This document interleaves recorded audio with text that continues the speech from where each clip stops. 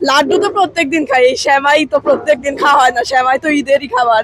আমার ব্যক্তিগত অভিমত হলো ডক্টর মোহাম্মদ ইউনূস একটা সারা ওয়ার্ল্ড ব্যাপী তার একটা পরিচিতি আছে, একটা গ্রহণযোগ্যতা আছে, যেটা অনেকেরই নেই।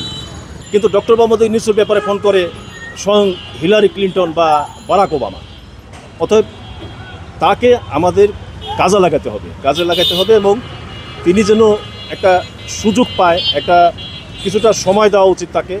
সেই জন্য তার চ্যানেলগুলো দিয়ে বাংলাদেশের এখন যে অবস্থা কিছুটা যেন উত্তরণ ঘটাতে পারে, এটা আমার ব্যক্তিগত অভিমত। আর ডক্টর ইউনূস যা করতেছে সে ভালোই করতেছে। এখন ডক্টর ইউনূসে যদি রাখা হয় তাহলে আমি মনে করি এটাই ভালো হয়। ডক্টর ইউনূস গর্ব মানে কেন, ওনার সারা বিশ্ব চিনে, উনি সারা বিশ্ব থেকে আমাদের সহযোগিতা করতে পারবে, ওনার জন্য আমরা আমাদের বাংলাদেশ চিনছে। আমার মতে অন্তর্বর্তীকালীন সরকার যেহেতু আছে, এই সরকারই থাকুক। আপনি দলমত বাদ দেন, আগে আওয়ামী লীগ করতেন কি বিএনপি করতেন কি জাতীয় পার্টি, ওটা চিন্তা বাদ দেন। আপনি যেটা সত্য উপরে আল্লাহ দেখতেছেন, এখন কি ভালো আছেন না আগে থেকে খারাপ আছেন? জানো না, মোটামুটি রমজান মাসের হিসেবে ভালোই আছি। ভালো আছেন? আবার সব দ্রব্যমূল্যের দাম কি কমছে আগে থেকে? জি, একটু কমছে। ডক্টর ইউনূসের আমলে কেমন আছেন? বাজারঘাট করে সব ওভারঅল কেমন আছেন? অনেক কষ্টে আছে, কারণ সব জিনিসপাতির দাম যেরকম বাড়ছে, শুধুমাত্র কাঁচামালের ছাড়া অনেক কষ্টে আছে। কাজ কাম নাই, গাড়ি ঘোড়া বেশি। এখন ভালো ছিলেন না আগে ভালো ছিলেন? না, আগে ভালো ছিল। কয়েকটা জাতি তৈরি হয়ে গেছে, আমলিগ জাতি, বিএনপি, এরকম কিছু জাতি তৈরি হয়ে গেছে। অ্যাটলিস্ট এই জাতিটা ভাঙা দরকার। এই জাতি থেকে বাইরে কেউ আসলে হয়তো বা আমাদের দেশে কিছুটা ডেভেলপ হবে, এই আর কি। আমি মনে করি আমার যেটা জ্ঞান বা যেটা বুদ্ধি, আমি মনে করি আমাদের ডক্টর ইউনূস আমাদের দেশে, উনি জন্ম হবেন আমাদের গর্ব। ডক্টর ইউনূস গর্ব মানে কেন, ওনার সারা বিশ্ব চিনে, উনি সারা বিশ্ব থেকে আমাদের সহযোগিতা করতে পারবে, ওনার জন্য আমরা আমাদের বাংলাদেশ চিনছে। আপনি কি সংস্কার আগে চান না নির্বাচন আগে চান? সংস্কার আগে চাই, কারণ সেটা আমাদের অভিজ্ঞতা থেকে আমি যেটা দেখে আসছি, মানে আমরা তো আসলে ডেভেলপ কান্ট্রি না। অবশ্যই চাই যে আমাদের বাচ্চারা, যেটা একটা ট্রেন্ড শুরু হয়েছে যে বাচ্চারা একটু বড় হলেই বাইরে যাওয়ার একটা টেন্ডেন্সি তৈরি হয়েছে। আমরা তো আসলে বাচ্চাদেরকে বাইরে পাঠাতে চাই না। তো ওই জিনিসটা, ওই ফ্যাসিলিটিটা যদি আমরা নিজের দেশে পাই, তাহলে তো আমাদের বাইরে যাওয়ার ইয়েটা আসে না, দরকার নাই। তো আমি চাই সেই পরিমাণ ডেভেলপ হোক, যেন মানে আমাদের কান্ট্রিতে আমাদের বাচ্চারা পড়াশোনা করতে পারে, নিজের ভবিষ্যৎ গড়তে পারে। এবারে ঈদের আনন্দ আপনার কাছে কেমন লাগছে? অনেক ভালো, সেমাই অনেক মজা, সেমাই খেয়ে সবচেয়ে ভালো লেগেছে। খালি কি সেমাই গেছেন, লাড্ডু বা বাতাসা কিছু খাননি? লাড্ডু তো প্রত্যেকদিন খাই, এই সেমাই তো প্রত্যেকদিন খাওয়া হয় না, সেমাই তো ঈদেরই খাবার। আপনার বয়সে আপনি এত সুন্দর একটা আনন্দময় ঈদ কখনো পেয়েছেন কিনা? না, এটাই প্রথম। আচ্ছা, এই জন্য ডক্টর ইউনূসকে কিছু বলবেন কিনা? অসংখ্য ধন্যবাদ। হ্যাঁ, অসংখ্য ধন্যবাদ। আপনি কিছু বলবেন কিনা?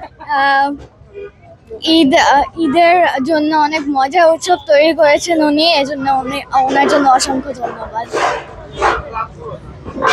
আপনি এত সুন্দর এবং এত আনন্দময় ঈদ কখনো পেয়েছেন কিনা? আমার বয়সে বলতে আমি ছোটবেলায় এই জিনিসটা পেয়েছি, যেটা আমার মেয়েরা পায় নাই। মানে এখন একটু আগে যে আমার মেয়েদেরকে জিজ্ঞেস করলাম, ওদের লাইফে এটাই ফার্স্ট। আমি ছোটবেলায় আমার আব্বার সাথে এই জিনিসটা দেখেছি, আবার মানে বলতে পারেন যে 25 বছর পর আবার আমি সেই ফ্লেভারটা পাচ্ছি, যেটা আমার বাচ্চাদেরকে আমি দেখাতে পারতেছি, যে আমাদের যে ঐতিহ্য সেটা আমি আমার বাচ্চাদেরকে নিয়ে আজকে দেখাইতে নিয়ে আসছি, ওদেরকে শিখাইতে নিয়ে আসছি আমাদের কালচারটা কি ছিল। আচ্ছা, আপনি এখানে আসার পর আপনাকে কি কি দিয়ে আপ্যায়ন করা হয়েছে? আমি এখানে সব আইটেমে নিয়েছি, সেমাই, লাড্ডু, তারপরে যেই জিনিসটা আমার কাছে অবাক লাগছে, এই জিনিসগুলো আমি ছোটবেলায় পেয়েছিলাম, সম্ভবত বাতাসা বলে এগুলাকে, আমি নামও ভুলে গিয়েছি। মানে এই জিনিসগুলো আমি মানে এতদিনে অনেকদিন পর খুঁজে পেলাম।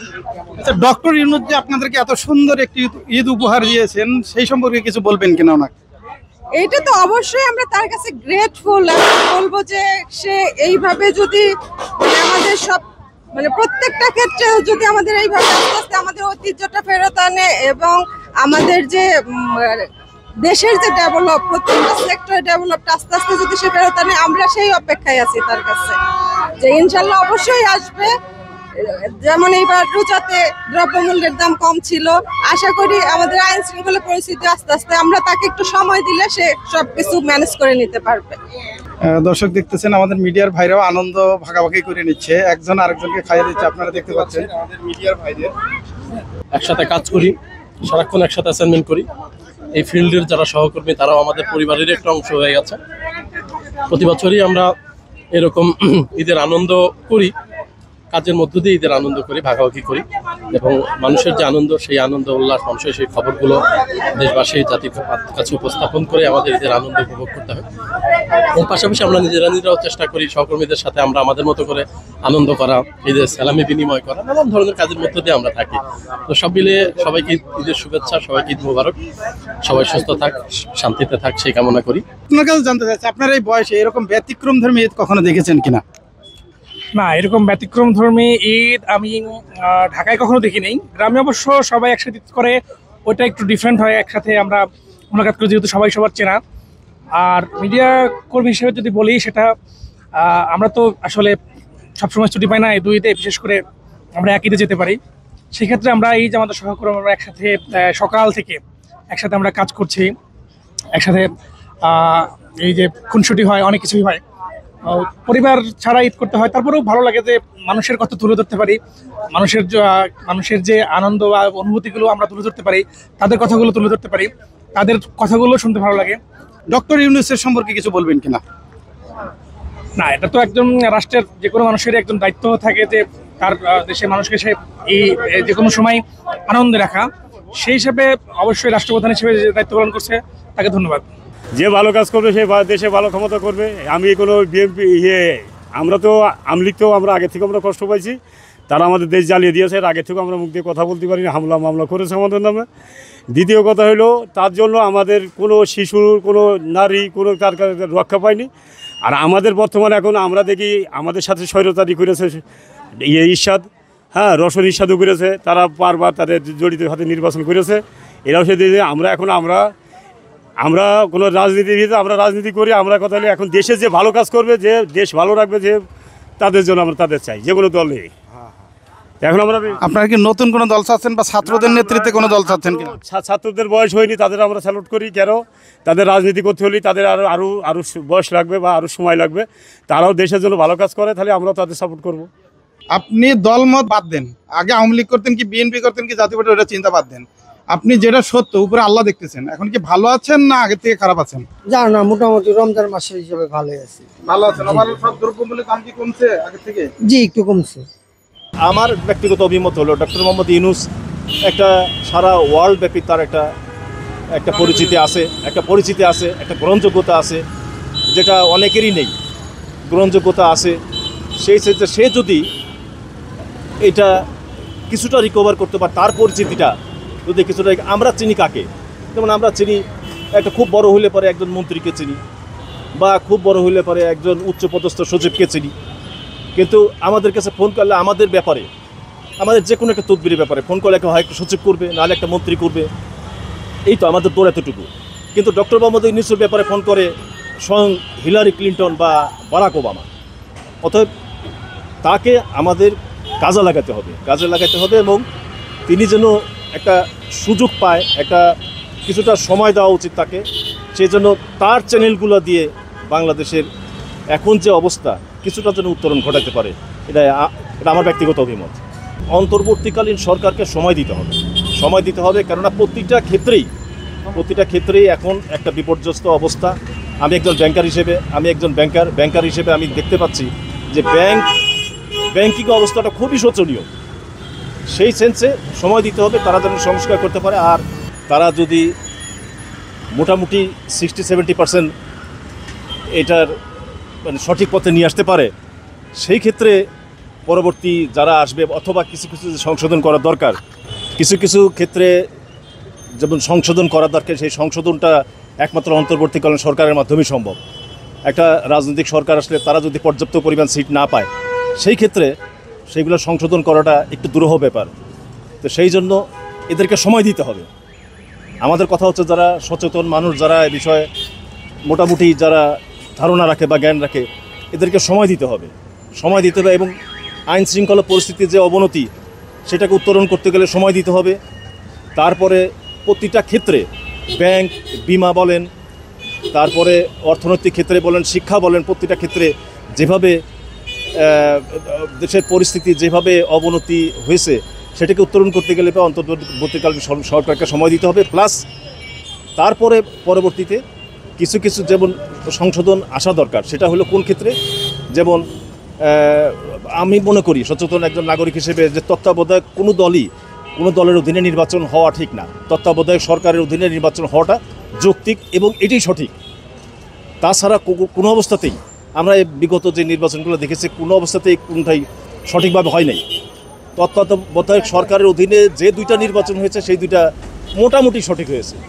সেই সেন্সে আমি মনে করি, একজন সচেতন নাগরিক হিসেবে আমি মনে করি যে নির্বাচনটা তত্ত্বাবধায়ক সরকারের অধীনে হওয়া দরকার এবং তার পরবর্তীতে অন্তর্বর্তীকালীন সরকার তার পরবর্তীতে একটা রাজনৈতিক দলের হাতে যদি ক্ষমতা দেয়, সেই ক্ষেত্রে দেশটা সুষ্ঠু এবং সুন্দরভাবে চলবে বলে আমি মনে করি। আপনি চাচ্ছেন যে আগে সংস্কার হোক, সংস্কার হয়ে ভালো মানুষ তৈরি হোক, তারপরে এবং এটা এই ক্ষেত্রে এখন যেটা দেখা যাচ্ছে যে দলগুলো বর্তমানে আছে, যেমন ধরেন বিএনপি, জামাত, এর সাথে আরও যে দলগুলো আছে, তারা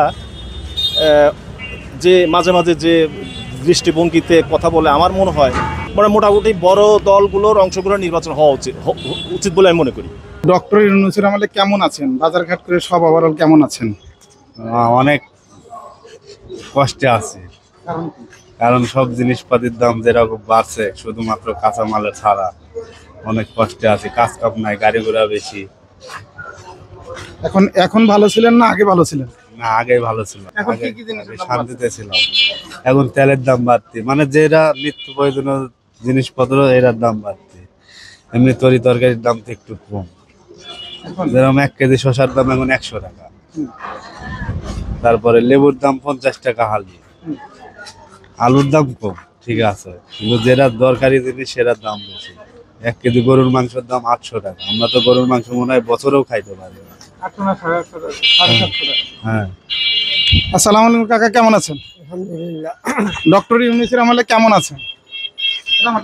জি আছি ইনশাল্লাহ। কেমন আছেন? আছি, ভালো আছি। এখন ভালো আছেন না আগে ভালো ছিলেন? সব মিলে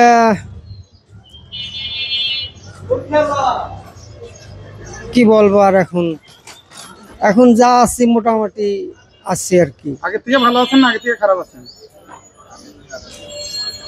যেটা সত্য সেটা বলবেন। রোজাদার মানুষ না আপনি? তো রোজাদার। মনে করেন আমরা তো আজকে 16-20 বছর তো দেখলাম, 16 বছর খুব ভালো চালাইছে, ধ্বংস করে দিচ্ছে, মানুষ মাইরা সব ভালো লোক মাইরা সব ধ্বংস করে দিচ্ছে দেশ। আওয়ামী লীগকে তো ভালোই পাচ্ছে সবাই, ধরেন সব মাইরা তো শেষ করছে। এখন যদি মনে করেন দলের বিএনপি দলই আছে 1 নম্বর, কারণ আওয়ামী লীগের বিএনপি ছিল দেশে, বিএনপির তো সবাই হারা মাইরি লেছি, বড় বড় নেতা করে মাইরি লেছি। তারপরে অনেক দলের বিএনপি আছে, আপনারা যেটা ভালো হয় সেটা করবেন। দলে আর বিএনপি গেলে তো এখন সেভাবে চলতে পারবো না, কারণ ছাত্র দলের যেটা অর্ডার দেবে এটি চলতে লাগবো, কারণ দেশ শাসনে চলতে লাগবো। কেউ যে মাইরে না খাইতে পারে, দেশ গরিব মানুষ কষ্ট না করে, গরিব মানুষ যদি ভালো চলতে পারে, কাম কাজ করতে চলতে পারে, এই চেষ্টা করবেন, ভালো দেখবেন। এই দিয়ে আমরা চাই, আমরা কারোটা মাইরে দিতে খাইতে চাই না, কাম করে খামো।